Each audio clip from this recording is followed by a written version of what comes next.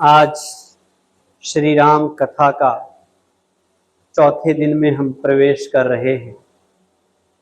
आज हम बात करेंगे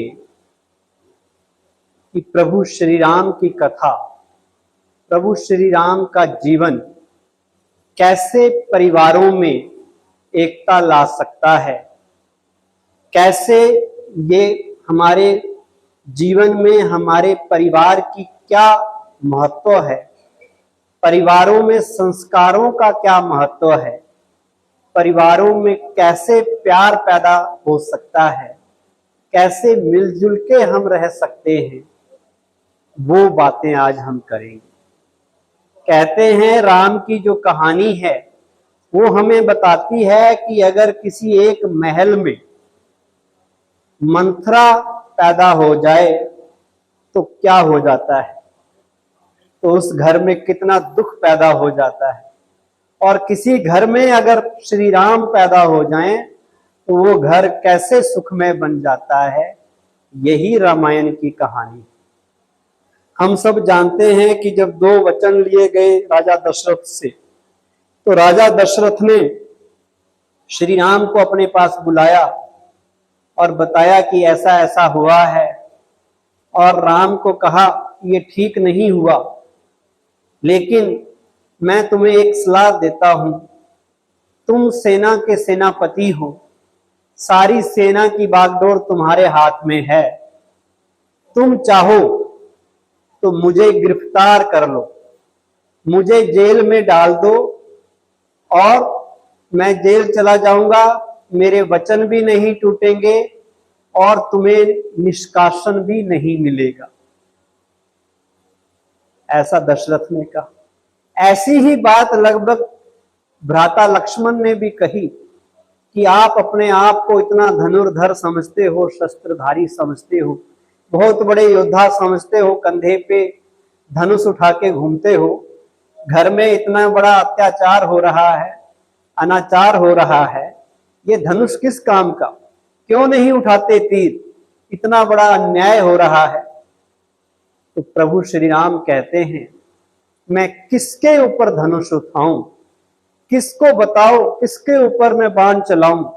वो पिता दशरथ जिसकी एक दाढ़ी में एक बाल सफेद हो गया तो वो तुरंत वशिष्ठ मुनि के पास जाकर कहता है कि मुझे अपना राजपाट छोड़ देना है और श्री राम को राजा बना देना है। क्या मैं उस पिता के ऊपर, ऐसे पिता के ऊपर बाण चलाऊं? किसके ऊपर बाण चलाऊं? या उस मां ककई के ऊपर जो बचपन में मुझे लोरी देके सुलाती थी, जो हर दिन मुझे सबसे ज्यादा प्यार करती थी, क्या उस मां के ऊपर बाण चलाऊं? किसके ऊपर बाण चलाऊं? या उस प्यारे भ्राता भरत के ऊपर जिसकी सोच में भी पाप एंटर नहीं कर सकता, सोचने में भी पाप जिसके नहीं आ सकता, उस प्यारे भ्राता भरत के ऊपर बाण चलाऊं? मुझे ये बता किसके ऊपर बाण चलाऊं। ऐसे थे प्रभु श्री राम। उन्होंने कहा नहीं, जो आज्ञा मिली है इसमें ही हमारा कल्याण है, और चल पड़े वनवास।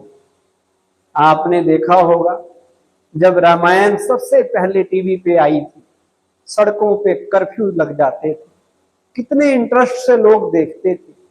उस वक्त कैसे सीरियल टीवी पे दिखाए जाते थे, और आज टीवी पे कैसे हमारे घरों को तोड़ने के लिए, हमारे संस्कारों को तोड़ने के लिए कैसे कैसे सीरियल दिखाए जाते हैं। और एक मीठा जहर हमारे मन में डाला जा रहा है, हमारे घरों तक पहुंचाया जा रहा है, जो वेब सीरीज आ रही हैं, सीरियल्स आ रहे हैं, ऐसी ऐसी बातें जो कभी हमारे घरों में नहीं होती लेकिन टीवी में दिखाई जाती हैं। और जैसा व्यक्ति देखता है धीरे धीरे जीवन में वैसी चीजें होने लग जाती हैं। ये बहुत बड़ा एक षड्यंत्र है हमें हमारे परिवारों को तोड़ने का, केवल मुनाफे के लिए, केवल पैसे के लिए ऐसी चीजें बनाना और मनोरंजन के नाम पे हमारे मन के ऊपर काला रंजन थोप देना, हमारे संस्कारों को तोड़ देना, ये ठीक नहीं। लेकिन बनाने वाले तो बनाते रहेंगे, दिखाने वाले दिखाते रहेंगे, पर समझदार तो हम होने चाहिए ना कि हमें क्या चीज देखनी है, क्या चीज नहीं देखनी है। जो चीजें हमारे चरित्र को नष्ट करें, जो चीजें हमारे घर परिवार को नष्ट करें, उन्हें हम क्यों देखें? क्यों देखें हम? जिनसे हमारे संस्कार टूटते हों, उन चीजों को हम क्यों देखें? देखो, जब हम रामायण की बात करते हैं तो रामायण में एक राम है जो जंगल में घूमते हुए भी सुग्रीव को भी अपना भाई बना लेते हैं, हनुमान को भी अपने भाई बना लेते हैं। कहते हैं जैसे मेरे भ्राता भरत मुझे प्रिय हैं, ऐसे तुम भी मेरे भाई की तरह हो। तो एक भाई वो है, और एक भाई रावण भी है, उसका भी एक भाई है विभीषण, और वो अपने सगे भाई को लात मार के बाहर निकाल देता है बदला लेने के लिए, क्योंकि वो उसके गलत काम में उसका साथ नहीं दे रहा था। तो एक भाई वो है, एक भाई वो है रावण। अब आप अपने आप में चेक करें कि आप रावण की साइड खड़े हैं या राम की साइड खड़े हैं। रावण के बारे में कहते हैं कि उसके 10 सिर थे। क्या 10 सिर किसी के हो सकते? उसका मतलब यह है कि वो बड़ा बुद्धिमान था, 10 सिरों के बराबर उसकी बुद्धि थी, इतना तेज, इतना ज्ञाता, इतना उसका आईक्यू बहुत ज्यादा था। या फिर वो बुराइयों के भी प्रतीक है। आज की दुनिया रावण की तरह बन गई है, रावण राज। आज के इंसान में, चाहे वो नर है या नारी, सब में 5 विकार विराजमान है।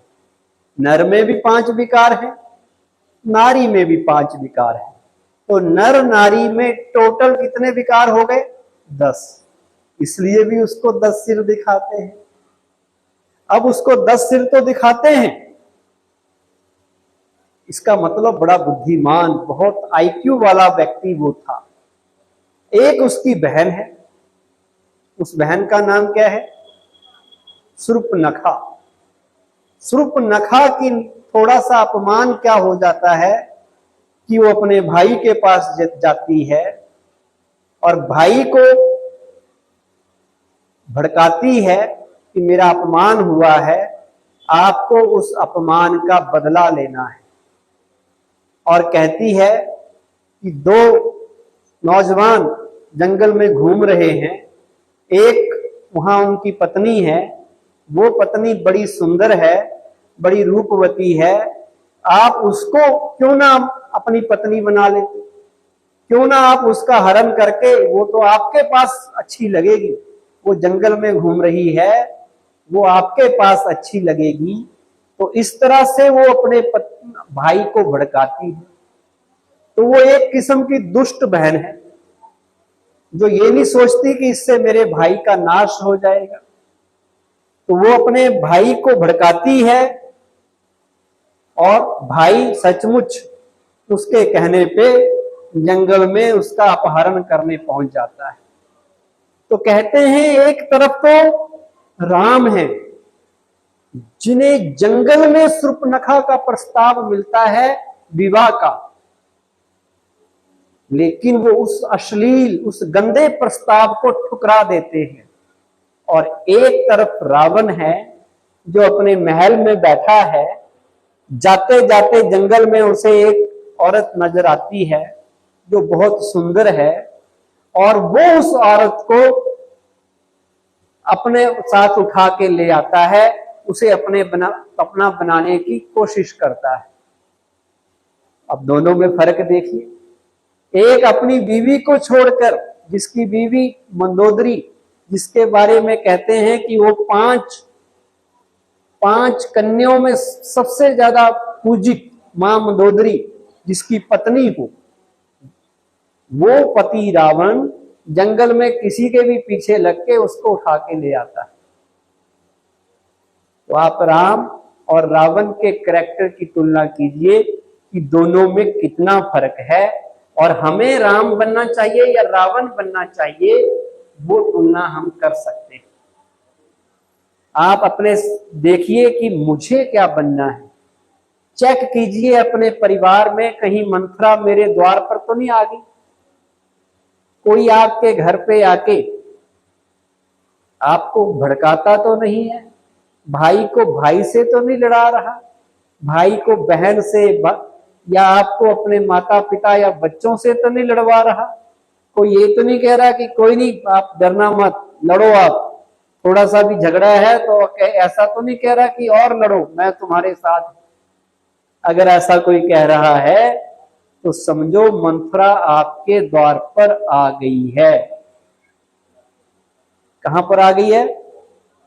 द्वार पे आ गई है, जो कुछ ना कुछ गड़बड़ करने वाली है। क्या इंपॉर्टेंट है? रिश्ते नाते इंपॉर्टेंट हैं, भाई बहन मां बाप के रिश्ते इंपॉर्टेंट हैं, या उसके पीछे प्रॉपर्टी ज्यादा इंपॉर्टेंट है? प्रॉपर्टी के खातिर ही तो झगड़े होते हैं।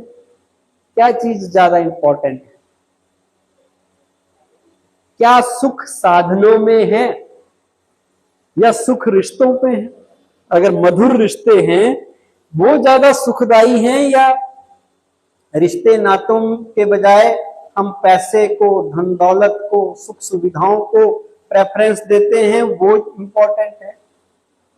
प्यार साधनों से मिलता है या रिश्तों से प्यार मिलेगा? क्या चीज इंपॉर्टेंट है? कहते हैं जो आपके पास है, जब तक आप उसे अपने लिए पर्याप्त मानेंगे आप सुखी रहेंगे, और जो दूसरों को प्राप्त है अगर आप उसको पाने की इच्छा रखेंगे तो आपके कष्ट के दिन शुरू होने वाले हैं। सुख साधनों में नहीं है, इच्छाओं में नहीं है। लोग कहते हैं लेडीज आज मेरा करवा चौथ का व्रत है, आज राखी है, कितना महंगा गिफ्ट दिया। क्या गिफ्ट इंपॉर्टेंट है या प्यार इंपॉर्टेंट है? बताइए। क्या सुख सुविधाएं ज्यादा इंपॉर्टेंट हैं, फैसिलिटीज या चीजें या पदार्थ वो प्यार है, या प्यार कुछ और है? क्या साधन हमें प्यार देते हैं? अगर साधनों से प्रेम मिलता होता तो राम पिछड़ जाते और रावण आगे निकल जाता। रावण के पास क्या नहीं था, एक तरफ राम थे जिनके पास कुछ भी नहीं था, जंगल में थे, और एक तरफ रावण थे जो सीता को कहते थे एक बार मेरी बन जा, देखना तुम्हें तो हर चीज मिलेगी। हर चीज थी उसके पास, सोने की लंका थी, सब कुछ था। लेकिन सीता मां ने किससे प्रेम किया? साधनों से किया, किससे किया बताइए? सुविधाओं से किया, किसके साथ प्यार किया? हमारा घर ही अयोध्या बन सकता है यदि हम क्या करें? कौन कौन अपने घर को अयोध्या बनाना चाहते हैं? घर अयोध्या तब बनेगा जब हम अपनी बेटियों में ये संस्कार डालें। क्या संस्कार डालें? कि जिस घर आप जाएं उस घर में भी एक मां है, उसे भी अपनी ही मां समझना, और अपने बेटों में ये संस्कार डालें कि जो दूसरे घर की बेटी हमारे घर में आ रही है उसका भी इस घर में उतना ही अधिकार है बेटा जितना तुम्हारा अधिकार है। ये संस्कार अपने बेटों और बेटियों में डालेंगे, हमारे घर आश्रम बन जाएंगे, स्वर्ग बन जाएंगे, वृंदावन अयोध्या अपने आप बन जाएंगे। और कितने लोग ये काम आज कर रहे हैं? कितने लोग काम कर रहे हैं बताइए? अगर आप चाहते हैं, पीछे हाथ खड़ा कर रहे हैं, कि आपका बेटा आपका आदर करे, आपका बेटा आपकी सेवा करे तो आप अपने माँ बाप का सेवा आदर करना शुरू कर दो, तभी तो करेगा। अगर आप चाहते हैं आपकी बेटी को दूसरे के घर में प्यार मिले, स्नेह मिले, तो जो बेटी दूसरे के घर से आपके घर में बहू बन के आई है, आप उसे स्नेह देना शुरू कर दो, उसे अपनी बेटी मानना शुरू कर दो। ये नहीं हो सकता कि आप अपनी बेटी के लिए तो उम्मीद करो कि उसके साथ अच्छी ट्रीटमेंट हो उसके ससुराल में, और जो बहू आपके घर आई है आप उसके साथ ट्रीट सही से नहीं करोगे तो आपके साथ भी वही होने वाला है। होने वाला है या नहीं होने वाला?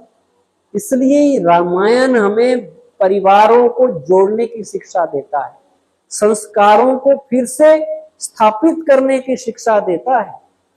आपने सुना होगा, एक बार रावण अपनी पत्नी के पास जाकर जोर जोर से रोने लगता है। पत्नी पूछती है, क्या हुआ, क्यों रो रहे हो? जो तुम्हें चाहिए थी तुम तो उठा के ले आए उसको, अब काहे को रो रहे हो? तो रावण कहने लगा कि मैं उठा के तो ले आया लेकिन सब बेकार है। वो एक बार भी मेरी तरफ प्रेम की नजर से नहीं देखती, वो तो मेरी शक्ल भी देखना पसंद नहीं करती।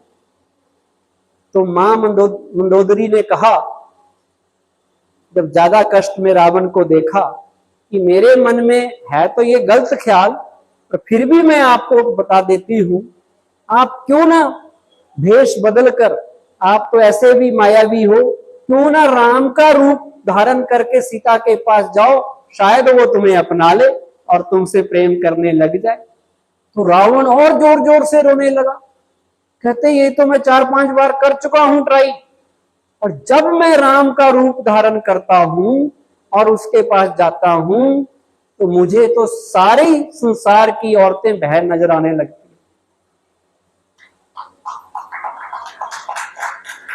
तो ये है राम के ताकत कि राम का रूप भी आप धारण कर लो, राम के बारे में सोचने भी लग जाओ, राम की बातें सुनने भी लग जाओ, तो कुछ कुछ श्री राम की चीजें आपके जीवन में आने लग जाएंगी।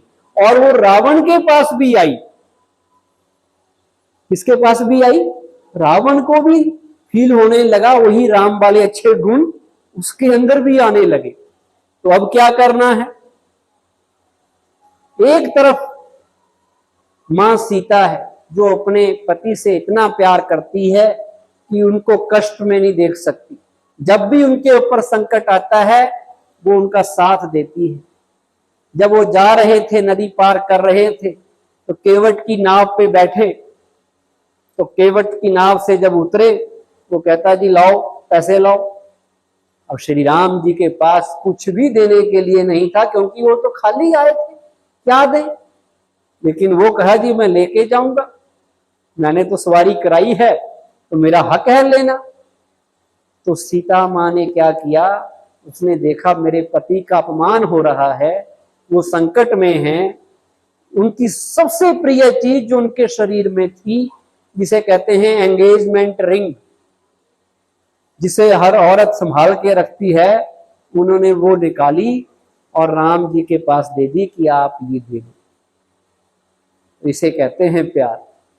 और आजकल की पत्नियां अगर पति की नौकरी भी चली जाए ना, तलाक देके भाग जाती। और एक वो पत्नी है जो पति के ऊपर मुसीबत आती है तो वो अपनी अंगूठी भी निकाल के दे देती है, वो मां सीता है। अब रामायण में 2 बहनें भी हैं। एक बहन है शूर्पणखा, जिसे अपने बदले की बहुत चिंता है, बदले की आग उसे सता रही है। उसे ये चिंता नहीं है कि मेरे भाई का नाश हो जाएगा, मेरे भाई की लंका डूब जाएगी, उसे एक ही चिंता है कि मुझे बदला लेना है। और अपने भाई को जाके कहती है कि एक सुंदर स्त्री जंगल में है, उसको उठा के ले आ, मेरा बदला भी पूरा हो जाएगा और तुम्हें एक नई पत्नी भी मिल जाएगी। अपनी भाभी के होते हुए अपने भाई को यह सलाह दे रही है कि तू एक पत्नी और ले आ। तो इससे बड़ी दुष्ट बहन कोई हो सकती? जो अपने भाई का अहित चाहती है, अपने भाई की बर्बादी के लिए काम कर रही है। और एक तरफ वो बहन है जो सीता है, उसका भी एक भाई है। जब रावण बार बार सीता मां के पास अशोक वाटिका में जाता है, बार बार उससे शादी का प्रस्ताव देता है, तो सीता मां क्या करती है, उसे कहता है कि मेरी बन जा, राम कोई नहीं आएंगे, वो बनवासी, वो जंगली, उसे तो मैं जंगल में ही मार दूंगा, वो कुछ भी नहीं है, वो यहां आने वाला नहीं है। अब तू मेरी हो जा, देखना इतने सुख मैं तुझे दूंगा। लेकिन सीता मां क्या करती है, जिस चटाई पे बैठी थी उसका ही एक तिनका तोड़ के अपने सामने रख लेती है। ये तुम्हारे और मेरे बीच में मेरा भाई मेरी रक्षा के लिए खड़ा है, अगर गलती से भी तुमने मुझे छूने की कोशिश करी तो ये मेरा भाई मेरी रक्षा करेगा। कौन था भाई? एक छोटा सा तिनका। तो वो विश्वास की बात है, और उस भाई ने उसकी रक्षा की। रावण की हिम्मत नहीं पड़ी सीता को कभी भी छूने की। तो एक भाई वो है जो तिनका भी उसकी रक्षा कर गया, और एक भाई रावण है। तो दोनों के फर्क है या नहीं है? अब कौन सी बहन बनना चाहिए, कौन सी बहन बनना चाहिए? अच्छा, एक चीज और आपको बताते हैं, शूर्पणखा ने क्या किया था। शूर्पणखा की कहानी तो सुनी है ना। जंगल में घूम रही थी, उसने देखा दो नौजवान बड़े सुंदर से हैं। सबसे पहले श्री राम जी के पास जाती है, उसे कहती है आप मेरे पति बन जाओ। वो कहता है जी मेरी तो पहले ही शादी हो रखी है, मैं तो, मेरी पत्नी तो साथ में ही है। फिर वो लक्ष्मण के पास जाती है कि तुम मेरे से शादी कर लो, तुम मेरे बन जाओ। लक्ष्मण भी वही कहता है कि मेरी हो चुकी है। फिर उसको लगा कि इसकी पत्नी साथ में है, मैं इसको खत्म कर दूंगी तो शायद मेरे बन जाए। तो वो सीता के ऊपर हमला करती है। तो हमला करती है तो लक्ष्मण तलवार से उसे बचाने की कोशिश करता है। कहते हैं उससे उसकी नाक कट गई। वैसे नाक कटने के कई मतलब हैं कि उसकी इंसल्ट भी हो सकता है, सिंपल ही इंसल्ट हुई हो, नाक ना भी कटा हो। पर जो भी हुआ उसमें अपमान में आके वहां से चली जाती है। और अपने दो भाई थे, क्या नाम थे उनके, खर और दूषण, उनके पास जाती है और उनको कहती है मेरे साथ ऐसा हुआ है, तुम मेरे भाई हो, मेरी रक्षा करो। वो उनके पास जाते हैं लड़ने के लिए 14,000 की फौज लेके, लेकिन श्री राम और लक्ष्मण उन भाइयों को भी मार देते हैं। अब उसने सोचा क्या किया जाए। अब वो लंका जाती है और रावण से मिलती है कि तुम्हारे दो भाई भी उन्होंने मार दिए, मेरी नाक भी काट दी, और ये सब इसके कारण हुआ कि वहां एक सुंदर स्त्री है, वो स्त्री सीता, उसको आप उठा के ले आओ तो आपका बदला, मेरा बदला भी हो जाएगा और आपका भी काम बन जाएगा। अब रावण उनकी ताकत को जानता था कि जिसने 14,000 की फौज मार दी, मेरे दो वीर भाइयों को मार दिया, वो कम नहीं है। तो रावण ने फिर छल कपट का सहारा लिया। जानते हैं ना ये कहानी। तो उन्होंने क्या किया, उनका एक मामा था मारीच, उसको तैयार किया और वो सोने का हिरण बन के उनकी कुटिया के बाहर आ गया। तो मां सीता को लगा कि ये बड़ा सुंदर हिरण है, ये अगर मुझे मिल जाए तो बड़ा अच्छा हो। अब मां सीता की दो गलतियां आप देखना और उन गलतियों से सीखना। सबसे पहले तो उन्होंने धोखा खाया इस बात से कि सोने का कोई हिरण होता है। हम भी जीवन में बड़ा धोखा खाते हैं, बहुत सी चीजों के अट्रैक्शन में फंस जाते हैं, लेकिन वो चीजें हमें दुख देने वाली होती हैं, इसलिए उसको मायावी हिरण कह देते हैं। तो वो सामने आया और उन्होंने श्री राम जी को भेजा कि मुझे चाहिए, मुझे पकड़ के लाई। श्री राम जी जाते हैं, बाण चलाते हैं। जैसे ही बाण चलता है तो वो सोने का हिरण, वो था तो मारीच, वो राम की आवाज में लक्ष्मण को पुकारता है कि मुझे बचाओ। तो जैसे ही आवाज कुटिया में पहुंचती है, मां सीता सुनती है, तो उन्हें लगता है कि श्री राम के ऊपर खतरा आ गया है। वो लक्ष्मण को कहती हैं कि आप जाओ और अपने बड़े भैया की मदद करो। श्री राम जी जब गए थे तो लक्ष्मण को मां सीता की सुरक्षा में जंगल था, जंगल में कई राक्षस आ जाते थे, तो उनसे बचाने के लिए श्री लक्ष्मण को वहीं छोड़ के गए थे और कह के गए थे कि कहीं मत जाना। लेकिन अब मां सीता लक्ष्मण को कह रही है कि आप जाओ। लक्ष्मण कहता है मुझे इसमें कोई धोखा नजर आ रहा है, कोई माया नजर आ रही है, ये कुछ गड़बड़ है। लेकिन जब मां सीता उसे आदेश दे देती है कि आपको जाना ही पड़ेगा, तो वो कुटिया के चारों ओर अपने बाण से एक रेखा खींच के जाते हैं। उस रेखा का क्या नाम है? लक्ष्मण रेखा। हाँ, आजकल लक्ष्मण रेखा नाम से एक कंपनी भी बन गई है, मच्छर मारने वाली, कॉकरोच मारने वाली, कि हमारी इस रेखा में घुसोगे तो मारे जाओगे। उस रेखा में भी इतनी ताकत थी कि रावण जैसे ही उसको क्रॉस करने की कोशिश करे, लांघने की कोशिश करे, वो भस्म होने लगे, उससे आग निकले। अब किसी ने कहा उसमें ऐसी क्या ताकत थी, लक्ष्मण जी ने ऐसी कौन सी सिद्धि प्राप्त कर ली थी कि एक रेखा ही डाली थी और क्या था? तो किसी ने जवाब दिया कि लक्ष्मण जी जब वन में रहे, वो 14 साल ब्रह्मचारी रहे, तो वो उनमें जो साधना की ताकत थी, तप था, उससे इतनी ताकत थी कि उन्होंने एक लाइन भी खींची, वो लाइन भी इतनी पावरफुल बन गई। लेकिन रावण ने छल कपट से सीता मां को मजबूर किया वो रेखा क्रॉस करने में, और सीता माता धोखा फिर खा गई। रावण के भेष में आए हुए, ब्राह्मण के भेष में आए हुए रावण को पहचान नहीं सकी, इसलिए सीता मां का अपहरण हो गया।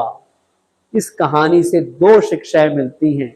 लक्ष्मण रेखा, जब हम जीवन में अपने मन को अपने लक्ष्य में जब तक लगाए रखते हैं, अपने जीवन को अपने काम में, अपने लक्ष्य में फोकस्ड रखते हैं, तब तक हम सारी बुराइयों से बचे रहते हैं, तब तक हमें रावण रूपी बुराई उठा नहीं सकती। लेकिन जैसे ही हम अपनी मर्यादा तोड़ते हैं, यानी लक्ष्मण रेखा को छोड़ते हैं, तो रावण हमारा हरण करके कहां ले जाता है? शोक वाटिका। मतलब जहां शोक ही शोक है, जहां दुख ही दुख है।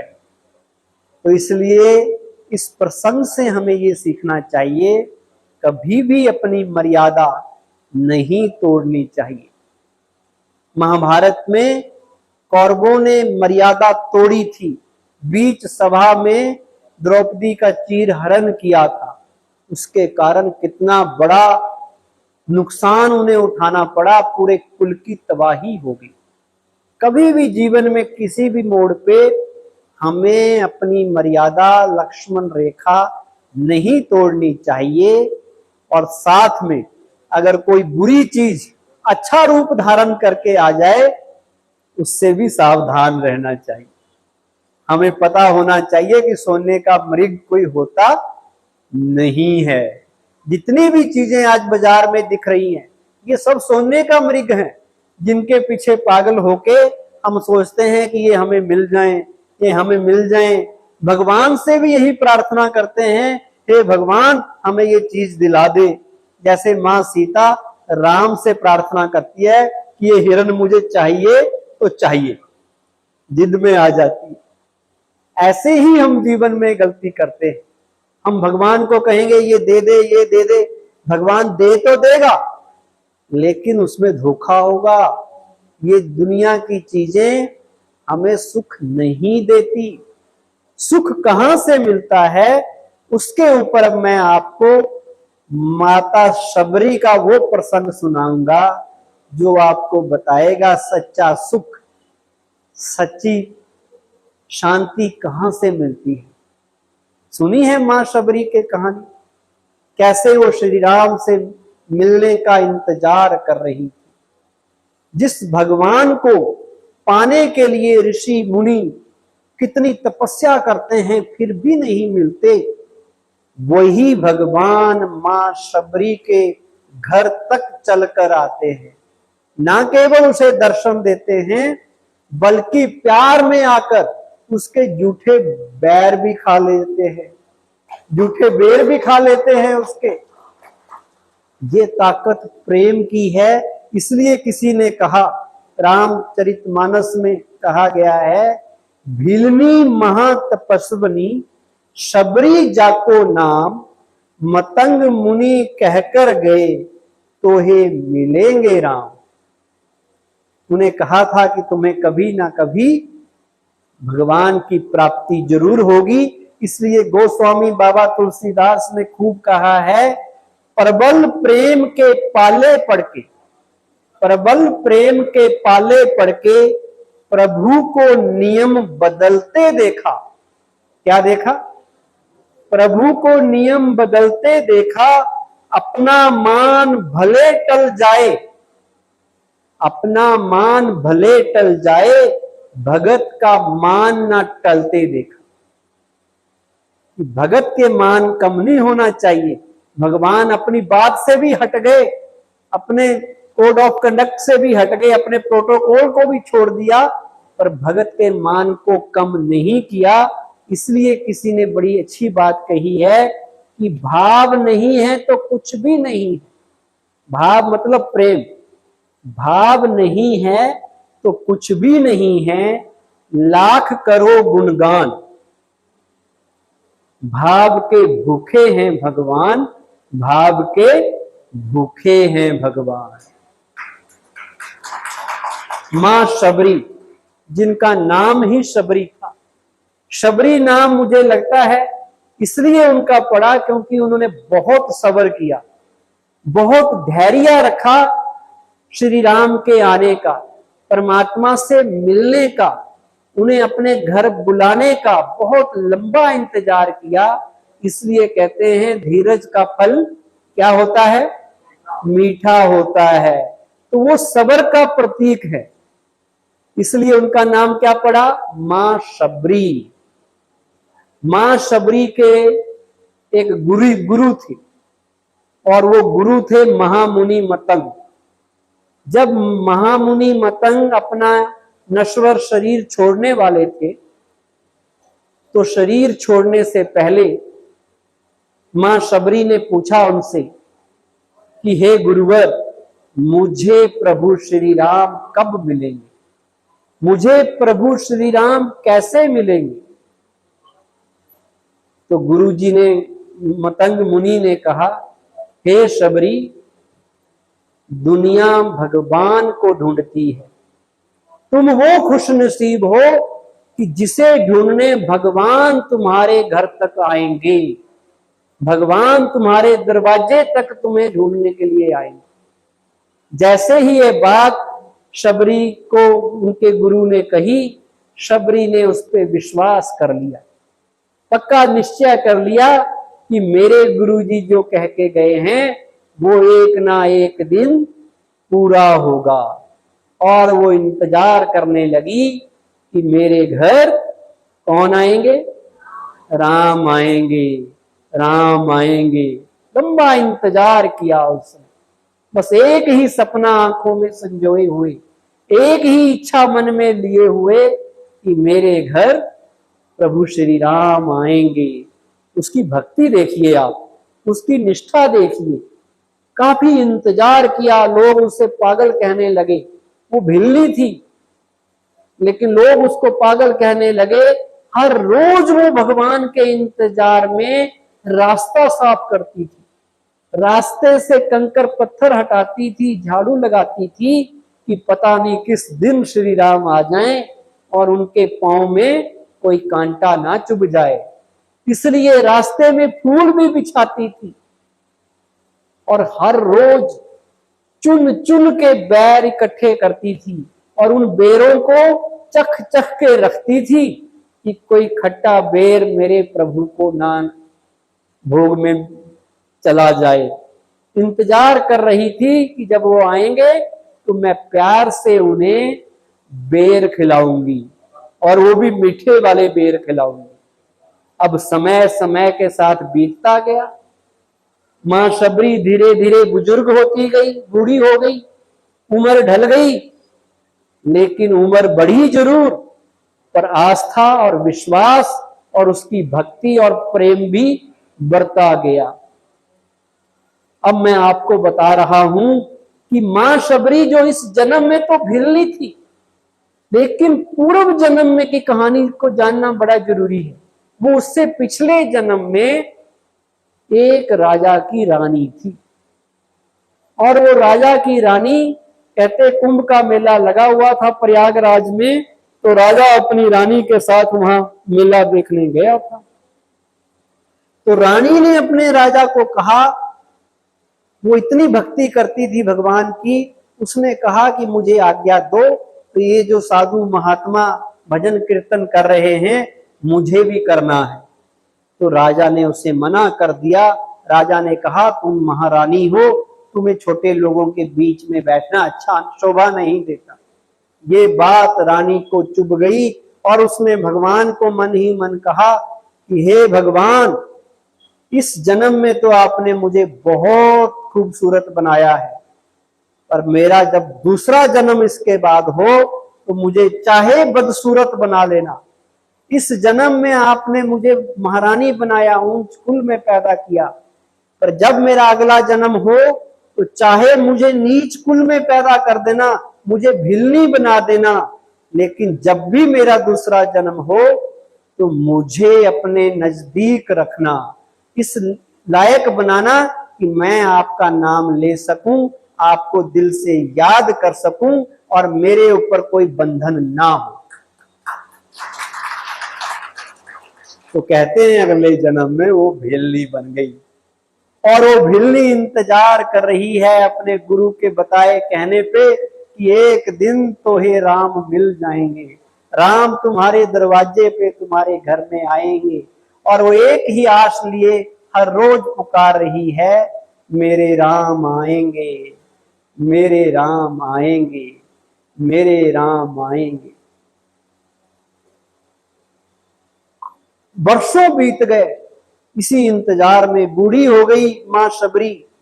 एक दिन जंगल में राम और लखन मां सीता की तलाश में इधर उधर भटक रहे थे, तो उन्हें आवाज सुनाई दी शबरी की।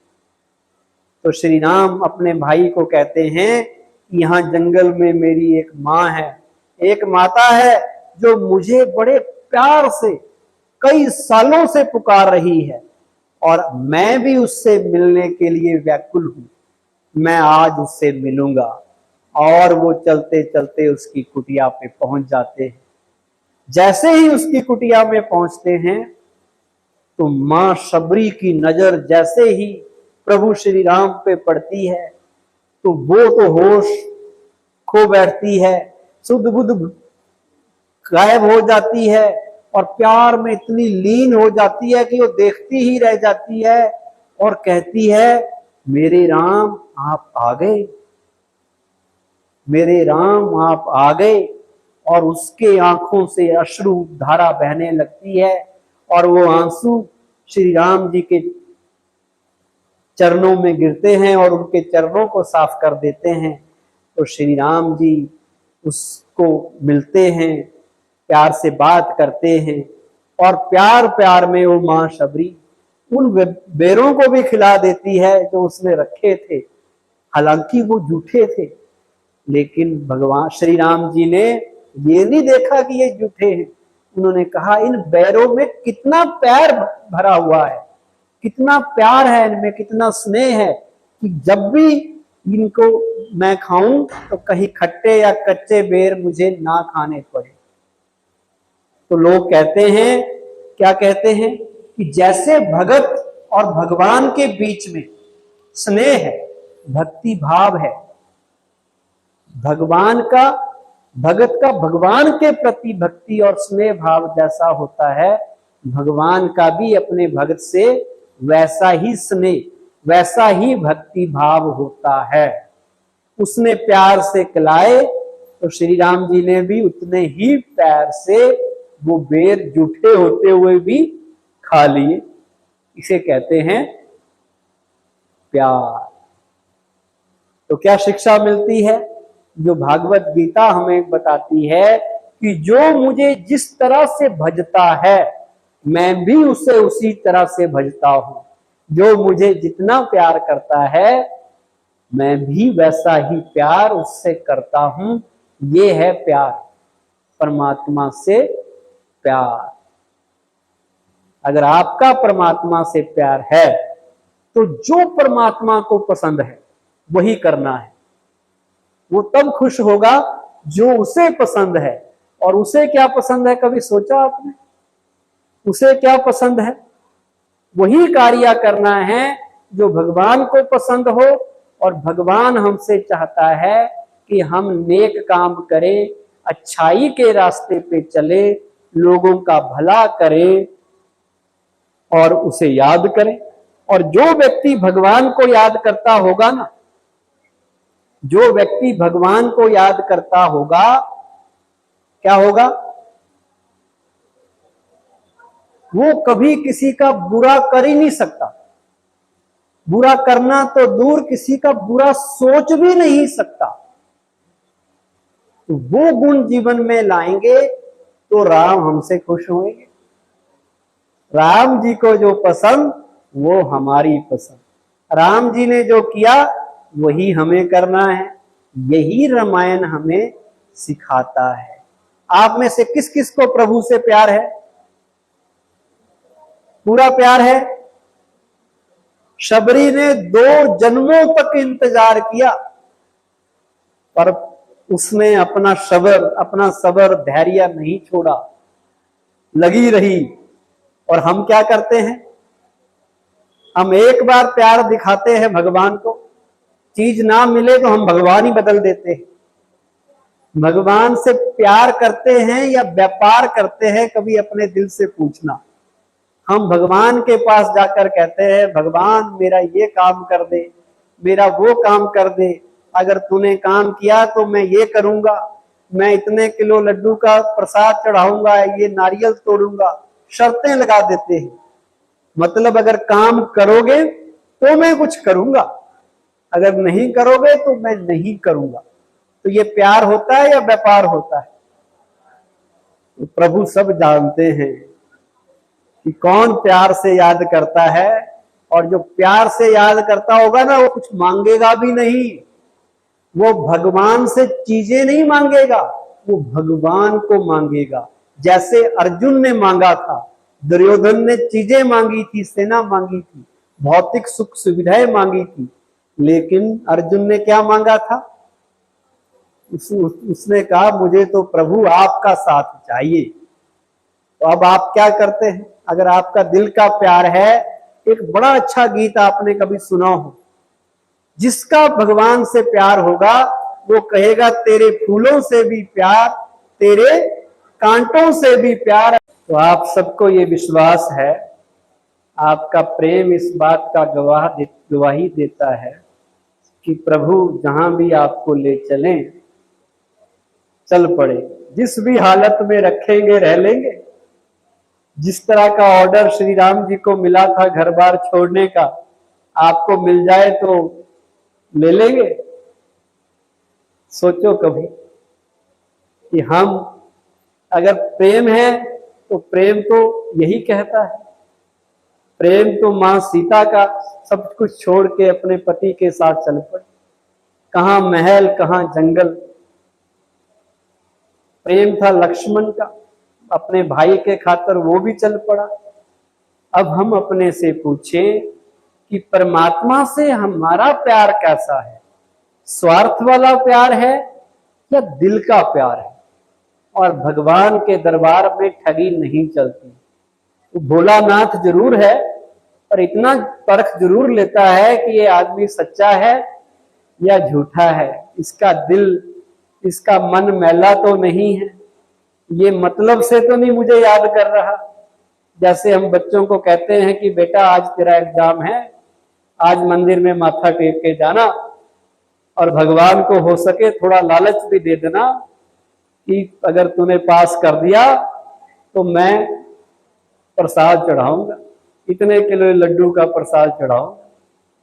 तो भगवान इतना भी भोला नहीं है, वो कहता है ये मतलबी लोग, ये जिन लोगों को भौतिक चीजें चाहिए, ये महाभारत से भी सीखने को मिलता है, रामायण से भी सीखने को मिलता है, जिनको भौतिक चीजें चाहिए उन्हें परमात्मा कहता फिर वही ले लो।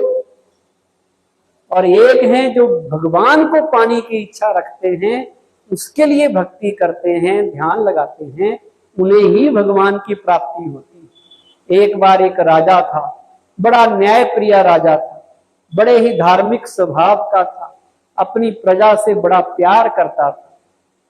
तो राजा ने इतनी तपस्या की, इतना पूजा पाठ किया कि एक बार उनके इष्ट देव, उनके भगवान प्रसन्न होके उन्हें दर्शन देने आ गए और कहा मैं तुमसे प्रसन्न हूं, जो चाहो मांग लो।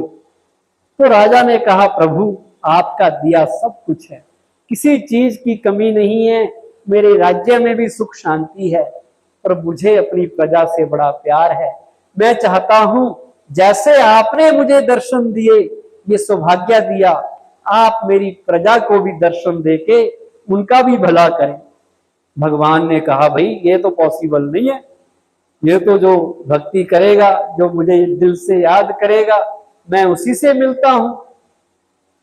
लेकिन भक्त ने जिद की, राजा ने जिद की और उसकी जिद के आगे भगवान को झुकना पड़ा। भगवान ने कह दिया कोई बात नहीं, अगर तुम यही चाहते हो तो कल अपनी प्रजा को उस सामने वाले पहाड़ के ऊपर ले आना।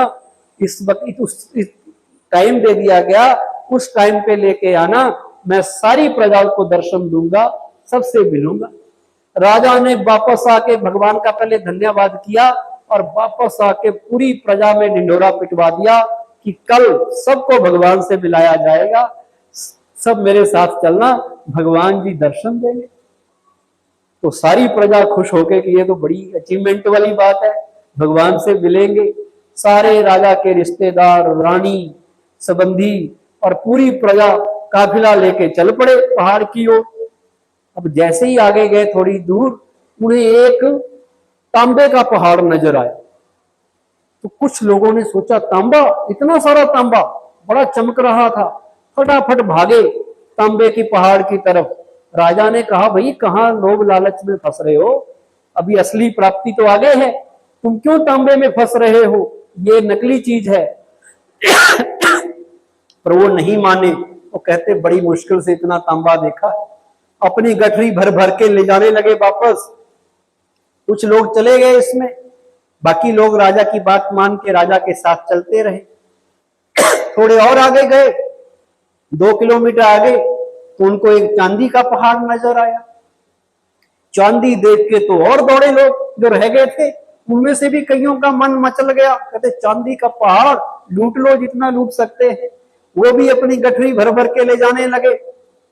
राजा को बड़ा तरस आया, कैसे लोग हैं, मैं इन्हें भगवान से मिलने ले जाने वाला हूं और ये रास्ते से ही और चीजों को पकड़ रहे हैं। कोई बात नहीं, और आगे गया, जो बच गए थे उन्होंने देखा कि अब सोने का पहाड़ नजर आया। तो राजा के खास मित्र, संबंधी, रिश्तेदार सोना देख के उनका भी मन मचल गया। वो भी राजा को छोड़ के, भगवान से मिलने की इच्छा को वही छोड़ के, क्योंकि भगवान से भी मिलके ही तो मांगना था, ये तो पहले मिल गया, ये सोच के सोने को लूटने चले गए। राजा को बड़ी दया आई उनके ऊपर कि देखो मैंने इन लोगों के खातिर भगवान से बात की और ये मेरी भी बेइज्जती करा रहे। तो रिश्तेदार संबंधी चले गए, रानी रह गई। रानी को राजा कहने लगा देखो कितने ये लालची लोग हैं, लोभी लोग हैं, इन्हें भगवान की वैल्यू पता ही नहीं है। राजा और रानी रह गए, बाकी सारे चले गए। थोड़े और आगे गए 4 किलोमीटर, तो देखा अब हीरे का पहाड़ नजर आ गया। तो अब रानी का भी मन मचल गया, कहती राजा जी आप जैसे कई राजे मिल जाएंगे, कई कुछ मिल जाएगा अगर मेरे पास हीरे होंगे, मैं तो हीरे लेके जाऊंगी आज, इतने हीरे तो मैंने कभी देखे नहीं जीवन में। तो रानी वहां चली गई, रह गया अकेला राजा।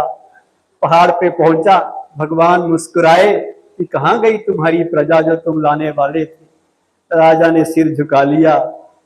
तो भगवान ने समझाया कि जो लोग दुनिया की चीजों के पीछे बंगला, गाड़ी, महल, माड़ियां, ये जो चीजें चाहते हैं उन्हें वो मिल जाती हैं, मैं उन्हें वो दे देता हूं, पर उन्हें फिर वही मिलती हैं, फिर मैं नहीं मिलता।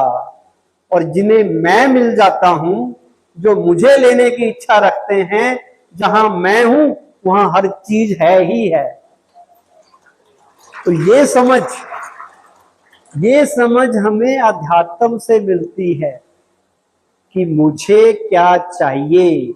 कहते हैं भगवान से मांगने वाले तो बहुत हैं दुनिया में, पर भाग्यशाली वो होते हैं जो भगवान को ही मांग लेते हैं। तो आपने क्या बनना है माताएं बताओ, भगवान से मांगने वाला बनना है या भगवान को मांगने वाला बनना है? बताइए, भगवान को मानने वाला बनना है या भगवान की बात मानने वाला बनना है? दो चीजें हैं। भगवान को मानना तो आसान ही है, लेकिन भगवान क्या चाहता है हमसे, उसे क्या पसंद है, उस बात को मानना, वो बहादुरी है। वो इस कथा से आप सीख के जाएं। रामायण की कहानी में अनेक कहानियां थी, एक लास्ट में जाते जाते कहानी और सुना देता हूं। वो कहानी है उस वक्त की जब लंका पर पहुंचने के लिए पुल का निर्माण श्री राम जी की वानर सेना के द्वारा किया जा रहा था। सारे वानर पत्थर डाल रहे थे, पत्थर वो एक एक करके डाले जा रहे थे, जो डूबते नहीं थे तैर जाते थे। बड़े उमंग उत्साह से पूरी सेना काम कर रही थी। वहां एक गिलहरी भी थी। कहते हैं वो गिलहरी भी, उसे भी लगा कि अच्छा काम हो रहा है कोई, तो मैं भी अपना सहयोग दूं। तो वो अपनी मुंह में छोटे छोटे कंकर पत्थर उठा के वहां रख रही थी। एक वानर की नजर पड़ी, उसने उसे टॉन्ट किया कि भाई क्यों बीच में आ रही हो, यहाँ इतने बड़े बड़े पत्थर रख रहे हैं, आके दब जाओगी, ये छोटे छोटे तुम्हारे इन पत्थरों से क्या होगा, छोटे छोटे कंकर। तो एक बानर ने मजाक उपहास किया, सारे बानर उसका उपहास करने लग गए। गिलहरी को बहुत बुरा लगा कहते। और वो गिलहरी, अब कहानियां हैं, अब कहानी कुछ ना कुछ शिक्षा जरूर देती है। आप कहेंगे ये गिलहरी कैसे बात करेगी, लेकिन कहानी में तो सब कुछ हो जाता है ना, कहानी मतलब कहानी। तो वो श्री राम जी के पास जाती है और अपनी पीड़ा सुनाती है कि मैं ऐसे कर रही थी और मेरे साथ उन लोगों ने ऐसा व्यवहार किया। तो प्रभु श्री राम कहते वहां पर आए साइट पे, और उनने सारे वानरों को इकट्ठा किया कि देखो तुम लोग बड़ी मेहनत से काम कर रहे हो, बड़े बड़े पत्थर रख रहे हो, पर ये पत्थर सारे अपनी जगह से हिल जाएंगे, बिखर जाएंगे, अगर ये गिलहरी ये छोटे छोटे कंकर ना डाले, वही तो उसको जोड़ने का काम कर रहे। तो जितना तुम्हारी कंट्रीब्यूशन है उतनी ही इस गिलहरी की भी कंट्रीब्यूशन है पुल बनाने में। और ये कह के उन्होंने ये सिखाया, कोई भी काम बड़ा या छोटा नहीं होता है। गिलहरी का छोटा सा योगदान भी बहुत बड़ा योगदान माना गया, और उन्होंने उसको उतनी ही इंपॉर्टेंस दी जितनी वानरों के पुल बनाने के बड़े काम को दी गई। तो ये शिक्षा वहां से मिलती है। तो कितनी शिक्षाएं आपको बताई रामायण से, अगर आप उनको गांठ बांध ले, आपका पूरा जीवन सुखमय बन जाए, खुशनुमा बन जाए, चेहरे पे सदा काल की मुस्कान आ जाए और आप धन्य धन्य हो जाएं। लास्ट में एक कहानी सुना के समाप्त करते हैं। वो कहानी ये है, वो हनुमान की कहानी, नारद और प्रभु श्री राम की कहानी। कहते हैं एक बार भगवान श्री राम अपनी एक बैठे बैठे डायरी देख रहे थे, और नारद मुनि घूमते घूमते भगवान के पास पहुंच गए और पूछा कि भगवान क्या देख रहे हो? तो भगवान ने कहा ये मेरी खास डायरी है। अच्छा, खास डायरी, इसमें ऐसा क्या खास लिखा है? तो भगवान ने कहा इसमें उन लोगों के नाम लिखे हैं जो मुझे बड़े प्यार से याद करते हैं। हनुमान नारद ने कहा अच्छा, तो इसमें तो मेरा नाम तो सबसे आगे होगा। भगवान ने कहा हाँ, तुम्हारा नाम सबसे ऊपर है। फिर भी नारद ने कहा मुझे, क्या मैं ये डायरी देख सकता हूं? भगवान ने कहा देखिए। तो जैसे ही नारद ने वो डायरी देखी तो देखा उसका नाम सबसे ऊपर। बड़ा खुश हुआ कि मेरे जैसा भगत तो कोई है ही नहीं, सबसे ज्यादा तो मैं याद करता हूं। फिर उसकी नजर गई पूरी डायरी पे, दूसरों के भी नाम देखने लगा, किस किस का नाम कहां पर है। जिज्ञासा होती है आदमी की। तो उसने देखा कि हनुमान जी का तो नाम ही नहीं है पूरी डायरी में। बड़ा खुश हुआ और वहां से फटाफट भाग के हनुमान को ढूंढने चला गया। हनुमान एक पेड़ के नीचे भक्ति कर रहे थे। तो नारद का काम क्या होता था? जलाना। उसने सोचा अब मैं इनको जलाता हूं। तो हनुमान को कहने लगा, कहते ये ढोंग बंद करो, तुम सच्चे दिल से भगवान को याद नहीं करते, तुम्हारा नाम तो डायरी में है ही नहीं। मैं आज डायरी में देख के आया, जो लोग भगवान को याद करते हैं तुम्हारा तो नाम ही नहीं है। तुम ये ढोंग छोड़ो और नॉर्मल जीवन जिया करो। तो हनुमान ने कहा, हनुमान जलने वाले तो थे नहीं, उन्होंने कहा जी मैं तो प्यार से उन्हें याद करता हूं, मैं कोई डायरी में लिखवाने के लिए थोड़ी ना उनको याद करता।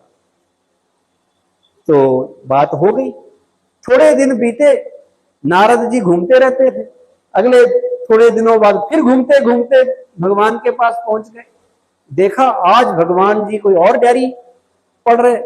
उन्होंने पूछा आज किसकी डायरी देख रहे हो भगवान? भगवान ने कहा ये मेरी पर्सनल डायरी है। कहते पर्सनल, इसमें किसके नाम लिखे हैं? तो भगवान ने कहा इसमें उन लोगों के नाम हैं जिन्हें मैं याद करता हूं। दो तरह की चीजें हो गई ना। तो नारद मुनि कहते हैं क्या मैं ये डायरी देख सकता हूं? भगवान ने कहा अवश्य देखिए। तो जैसे ही उसने नाम देखा तो सबसे ऊपर किसका नाम था? हनुमान का नाम याद था। और पूरी डायरी में नारद का नाम ही नहीं था। तो अब आपने कौन सी डायरी में अपना नाम लिखवाना है? कौन सी डायरी में नाम लिखवाना है? भगवान जिन्हें याद करें, या उस डायरी में जो भगवान को याद करते थे। और जो सच्चे दिल से भगवान को याद करते हैं, भगवान के जो पसंद है वो वाले कार्य करते हैं, भगवान उन्हें ही याद करता है, उन पे ही अपना स्नेह और प्यार बरसाता है, उन्हें ही शक्ति देता है। तो आप यहाँ आए हैं तो आपको किसने सिलेक्ट किया है? किसने सिलेक्ट किया जो यहाँ पहुंचे हैं आप? भगवान द्वारा सिलेक्ट हुए हैं। तो इसलिए अपने को कम मत समझना। आज से अपने जीवन की नई यात्रा शुरू कर देना कि आज तक जो जीवन में गलतियां की, जो की सो की, अब से हमें एक नया जीवन शुरू करना है, पॉजिटिविटी वाला जीवन। हर प्राणी के लिए हर जगह सद्भाव, सकारात्मकता, सबका भला हो, सब सुखी हो, सब स्वस्थ हो, ये सोच रख के। और भगवान हमें सिखाते हैं मेडिटेशन, राजयोग, जिसका वर्णन भागवत गीता में है कि मुझे योगी सबसे ज्यादा प्रिय है, क्योंकि योग ही, राजयोग ही वो विद्या है जिससे हम अपना मन उस परमात्मा के साथ लगाते हैं। तो वो राजयोग क्या है, कैसे हम भगवान से मिल सकते हैं, कैसे भगवान की प्राप्ति हमें हो सकती है, कैसे भगवान की शिक्षाओं को हम जीवन में उतार सकते हैं, वो जानने के लिए आज तो ये कथा यहाँ समाप्त हो रही है। आप सबको हम हार्दिक निमंत्रण देना चाहेंगे कि पास में ही प्रजापिता ब्रह्मा कुमारी ईश्वरीय विश्वविद्यालय का सेवा केंद्र है यहाँ त्रिनगर में, वहां पर आप आइए और ये राजयोग की शिक्षा, अध्यात्म की शिक्षा ग्रहण कीजिए और अपने जीवन को धन्य धन्य बनाकर प्रभु से जुड़िए, अपने जीवन को सुखमय बनाइए। Thank you very much. ओम शांति।